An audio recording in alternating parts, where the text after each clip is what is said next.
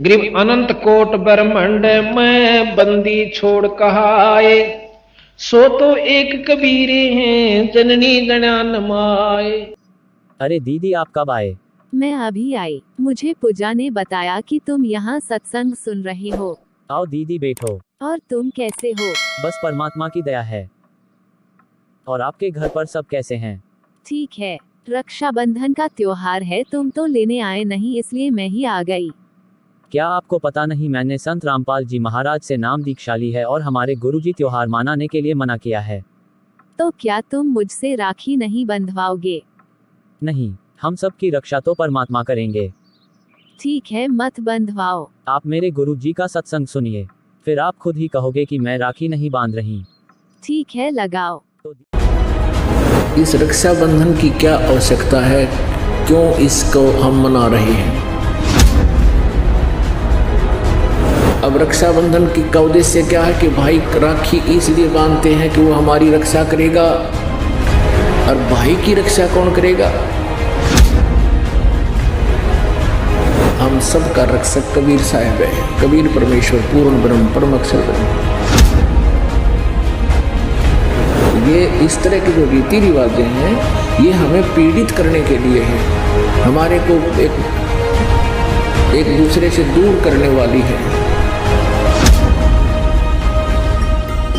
पुण्यात्मा परमात्मा को पाने में ये जो हमारी रीति रिवाज हैं ये भी बाधक हैं।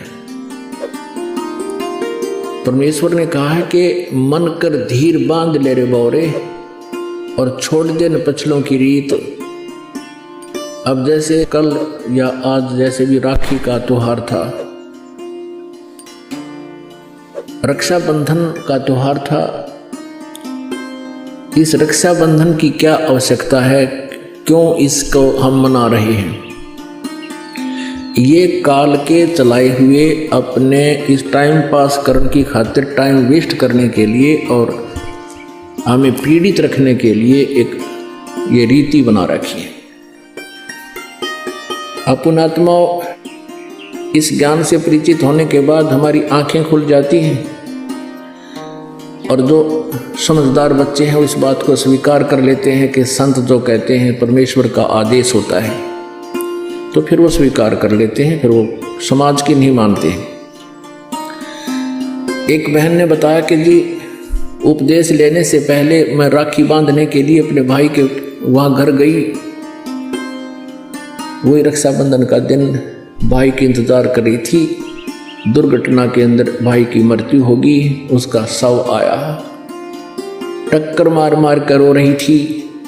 अब रक्षाबंधन का उद्देश्य क्या है कि भाई राखी इसलिए बांधते हैं कि वो हमारी रक्षा करेगा, और भाई की रक्षा कौन करेगा? हमारा रक्षक कहते हैं, जो रक्षक है उसको हम भूल चुके हैं। हम सब का रक्षक कबीर साहब है। कबीर परमेश्वर पूर्ण ब्रह्म परम अक्षर ब्रह्म। हम सब ने भाई और बहनों ने मिलकर परमेश्वर कबीर जी का रक्षाबंधन बांधना चाहिए, राखी, ताकि भाई और बहन दोनों का रक्षक हो जाए। कबीर साहब को रक्षाबंधन कैसे बंधेगा? हम उसकी शरण में आ जाएंगे, और जो जाकी शरणा बसे ताको ताकी लाज, जल सो ही मछली चढ़ जा बह जाते गजराज। हमने अपने परमात्मा को राखी बांधनी चाहिए। और दूसरा एक और दुख पैदा करती है ये रक्षाबंधन का दिन, जिन बहनों का भाई नहीं, अब वो रोती हैं पिछले कमरों में बैठ के अकेली, आए हमारा भाई को नहीं, हम किसके राखी बांधेंगे?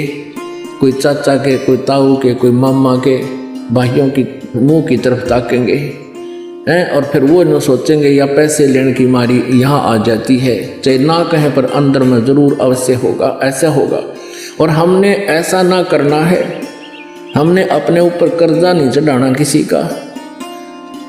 तो इसलिए हमने रक्षाबंधन का त्योहार कैसे मनाना है? परमात्मा का नाम ले लेना है। और फिर ये 10वां दिन यहाँ त्योहार होता है, सत्संग होता है, इसमें आकर के हमने इस परमात्मा के ज्ञान को सुनना है।